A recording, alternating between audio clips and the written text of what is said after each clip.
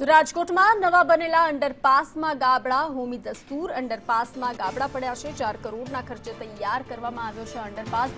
હજુ 1 વર્ષ પણ નથી થયું અને ત્યાં અંડરપાસમાં ગાબડા પડ્યા છે। ગાબડા પડતા તંત્રની કામગીરી સામે સવાલો ઉઠ્યા છે। અગાઉ પણ આ અંડરપાસ વિવાદમાં રહ્યો હતો। ગયા વર્ષે જે બ્રિજનું લોકાર્પણ થયું હતું અને આપના માધ્યમથી એ વાત મારા ધ્યાન પર આવી। મેં સિટી એન્જિનિયર સાથે વાત કરી આ બાબતે।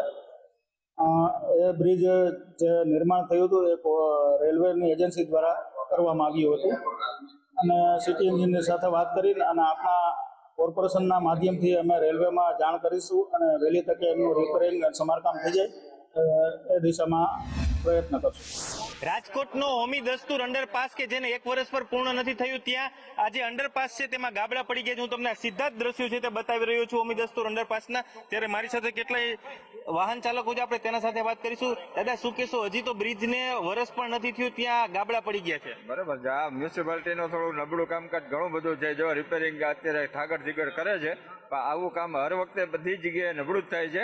બ્રિજમાં ગાબડા પડી ગયા, કઈ નિકાલ થઈ નથી, પાણીનો નિકાલ જ નથી કઈ। આ સમજો ચોમાસામાં આમાં નાલામાં કઈ નિકાલ નથી થતો, આમાં પાણી આમ જતું જ નથી। એને અત્યારે મોટા ગાબડા પડી ગયા। આ જો ખીલા દેખાય છે, ગાબડા પડી ગયા। આમાં તો જોખમ છે, હવે ક્યારે પડે એનું કઈ નક્કી નહીં। ટ્રેન ઉપરથી હાલતી હોય તો નીચેથી આ માણસો જતા હોય, શું હાલ થાય? કેવી બીક લાગે અહીંથી પસાર થવા? ડર તો લાગે જ ને। ટ્રેન હાલતી હોય ગાબડા પડ્યા હોય તો જીવનો જોખમ છે આમાં। હજી તો હમણાં જ અંડરપાસ બન્યું છે, 8 મહિને નથી થયા, તોય તે જીવનું જોખમ છે અહીંયા હાલવામાં। જે કોઈ કામ થાય છે રાજકોટમાં ઇન્ફ્રાસ્ટ્રક્ચરને લગતા, એ કામમાં નબળી કામગીરી થાય છે, એ હકીકત છે। પ્રજાના જે પૈસા છે એનો પૂરેપૂરો ઉપયોગ થતો નથી અને જે ઉપયોગ થાય છે એમાં મોટો ભ્રષ્ટાચાર થાય છે। એ વાટા ભરું છું, બરાબર।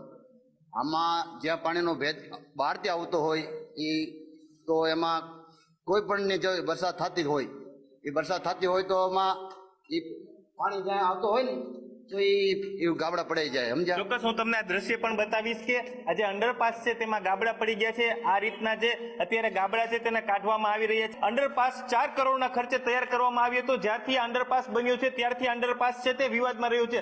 સૌપ્રથમ આ અંડરપાસમાં પાણી નિકાલ માટેનું જે જોગવાઈ છે તે કરવામાં નહોતી આવી, તેને લઈને 6 મહિના સુધી જે આનું લોકાર્પણ છે તે મુલતવી રાખવામાં આવ્યું હતું। ત્યારે અત્યારે અંડરપાસ ચાલુ થઈ ગયો છે, પરંતુ ગાબડા પડતા ફરી એક વખત આ હોમી દસ્તુર અંડરપાસ છે તે વિવાદમાં આવ્યો છે। કેમેરામેન વિપુલ બોરીચા સાથે દિવ્યેશ જોશી, સંદેશ ન્યૂઝ, રાજકોટ।